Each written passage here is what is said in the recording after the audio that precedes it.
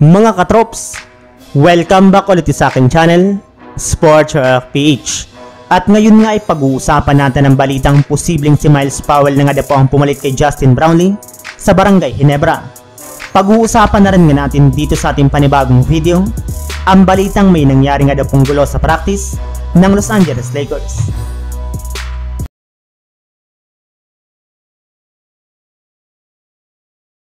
Katulad nga po ng sinabi ni Al Francis Chua, kasalukuyan na nga pong sumuka ang Barangay Ginebra sa kalagay ni Justin Brownlee, gayong alam naman nga po nila kung ano ang magiging resultang muli ng confirmatory test nito since parehong bagay naman ang gagamitin nila dito.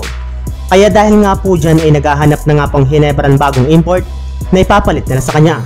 At base nga po sa pinakahuling nilabas na balita, malaki nga po ang posibilidad ng dating import ng Bay Area Dragons si Myles Powell ang gagamitin ngayon ng Barangay Ginebra.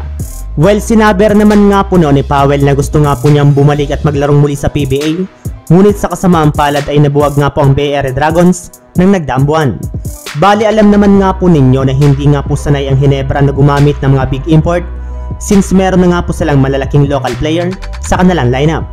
Kaya sigurado nga po nababagay ang playing style ni Myles Powell sa Barangay Ginebra since kulang nga po sila ng point guard sa kanilang backcourt matapos mawala sa LA Tenorio.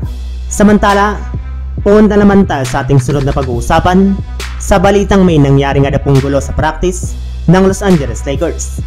Alam naman nga po ninyo mga katrops na sobrang desidido nga po talaga ang kupunan ng Lakers na makakuha ng kampiyonato ngayong season, kaya kahit man nga po sa practice ay seryoso nga po ang lahat ng kanilang mga manlalaro.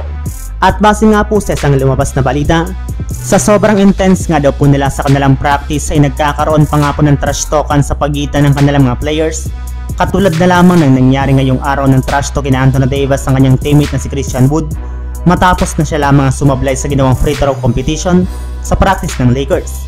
Kaya dahil nga po dyan ay marami na nga po mga fans ang nagtaka at baka may nangyayari ng gulo sa loob ng Los Angeles Lakers gaya ng nangyari noon sa Golden State Warriors na nagsimula lang sa trash talkan.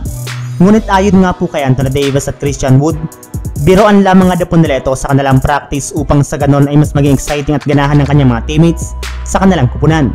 Kaya uulitin ko lang, wala nga pong nangyayaring gulo ngayon sa Los Angeles Lakers. So yun lang mga katrops, ang handog kong story ngayong araw. Sana nag-enjoy kayo, please like and subscribe my YouTube channel, Sports React PH, para sa iba pang story at update patungkol sa NBA. Kita-kits muli sa ating susunod na video.